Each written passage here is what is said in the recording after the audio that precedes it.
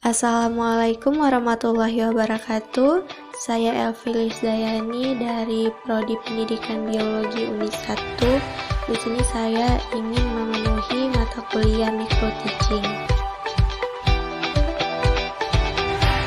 Di sini saya menggunakan aplikasi Google Classroom dan Zoom Meeting.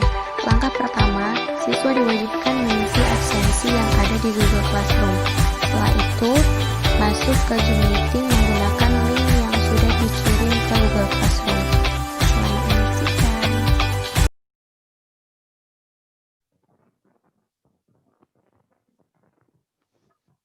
Sudah masuk semuanya? Sudah, Bu. Sudah, Bu. Oke. Assalamualaikum warahmatullahi wabarakatuh. Waalaikumsalam warahmatullahi wabarakatuh.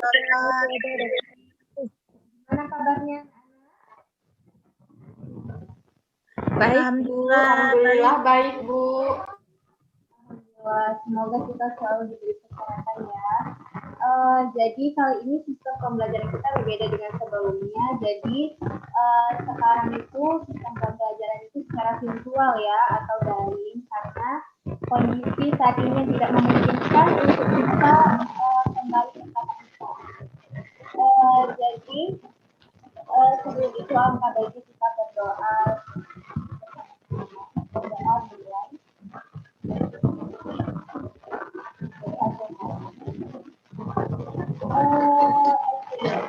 Jadi sebelum mulai materinya, kita dulu ya.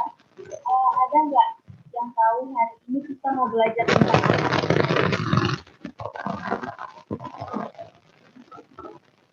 Saya, Bu. Silakan, Wisnu. Hari ini kita mempelajari materi zat makanan dan sistem pencernaan, Bu. Ya, benar sekali ya, Wisnu ya. Jadi hari ini kita mau belajar tentang zat makanan dan sistem pencernaan manusia. Oke, sebelumnya Ibu mau tanya lagi nih, ada nggak yang tahu apa aja zat-zat yang terdapat di dalam makanan yang sering kita makan setiap harinya? Ada yang tahu? Protein, vitamin, Bu. Ya, terus ada lagi? Karbohidrat. Ya, benar ya, Husnulia. Jadi, setiap yang kita makan itu mengandung zat-zat seperti karbohidrat, protein, lemak, vitamin, air, dan mineral. Jadi, kalau kita makan makanan itu yang mengandung zat-zat seperti yang kita sebut tadi, akan baik untuk tubuh kita kalau kita makannya itu tidak berlebihan.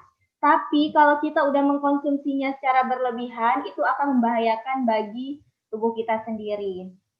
Jadi, apakah makanan yang kita makan itu ada melalui proses atau langsung kita keluarkan menjadi feses? Ada yang tahu? Melalui proses, Bu. Iya. Apa itu, Husnul? Atau yang lain bisa menjawab? Masuk dari mulut, Bu. Kemudian dikunyah terus ke tenggorokan.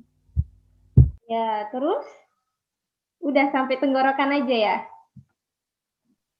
Diterima di lambung. Oke, benar sekali ya. Jadi, makanan yang kita makan itu melalui proses, yaitu masuk dari mulut, kemudian ke tenggorokan, kemudian masuk lagi ke lambung, dan sampai ke usus besar yang kita buang. Ya. Jadi untuk mempersingkat waktu, langsung aja kita bahas materinya ya.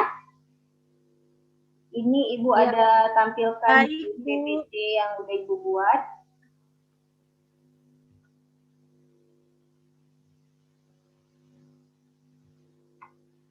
Sudah nampak semuanya?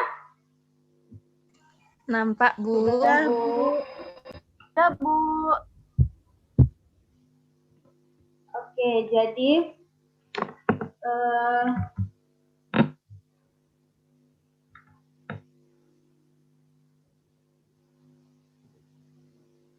Nah, jadi sistem pencernaan itu merupakan sistem yang berfungsi untuk melakukan proses makanan sehingga dapat diserap dan digunakan oleh sel-sel tubuh secara fisika maupun secara kimia.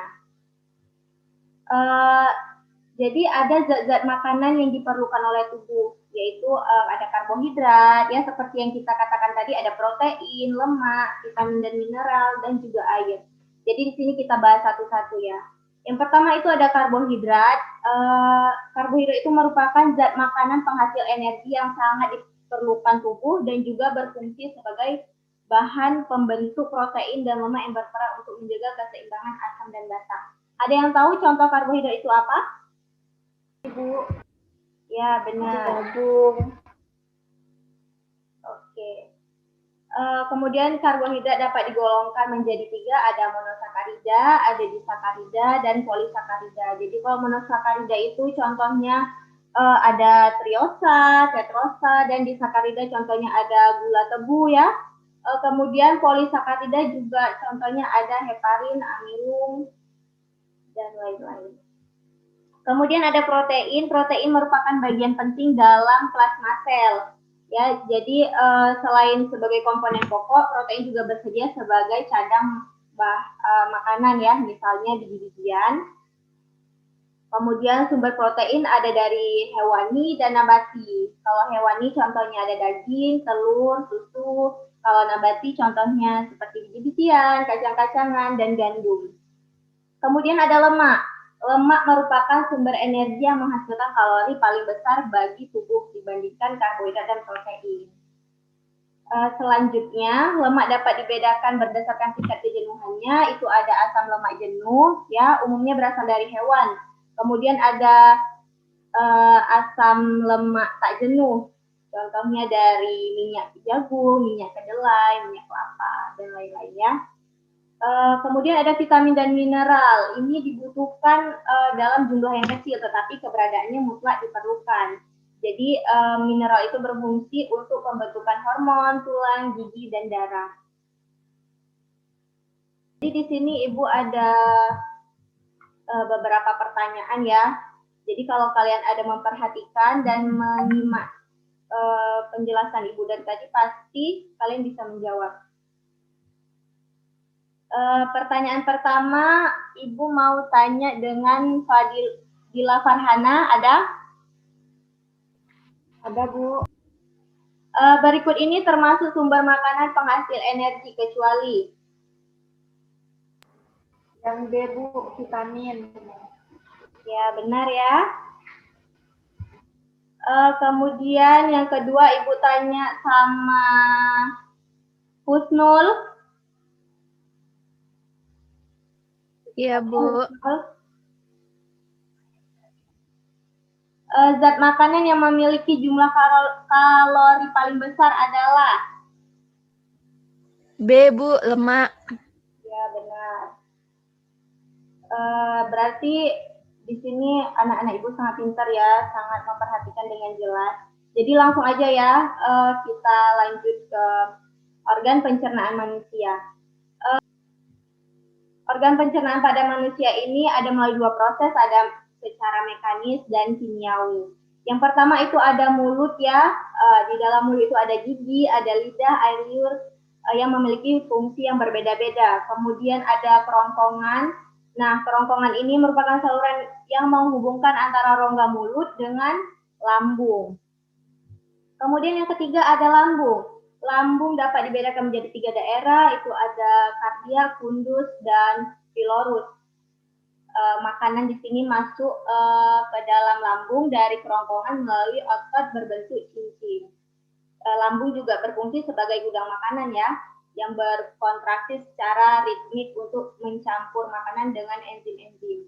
Kemudian ada usus halus. Usus halus ini memiliki fungsi diantaranya seperti selektif mengaborsi produk digestif dan mengakhiri proses pencernaan makanan yang dimulai dari mulut dan lambung.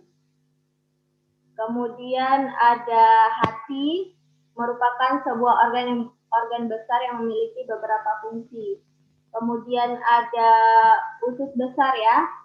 Nah, usus Usus besar ini terdiri dari sekum, sisa makanan yang tidak tercerna akan menuju ke usus besar.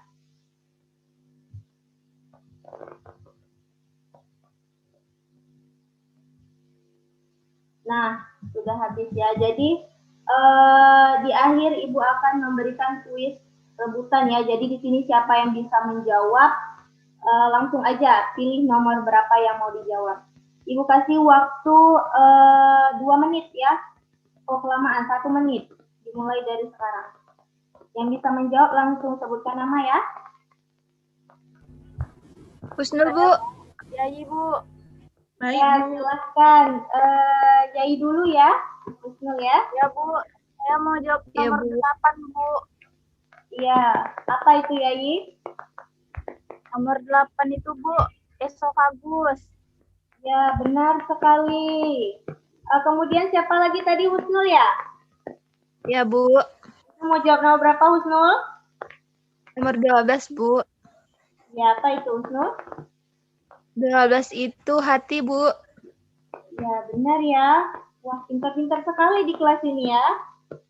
Kemudian siapa lagi yang mau menjawab? Nah, ini nilainya sangat banyak ya.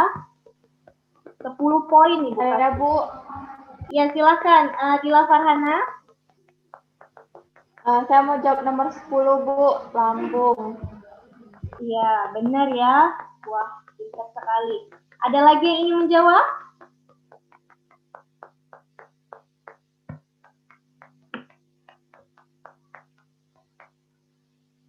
Icut?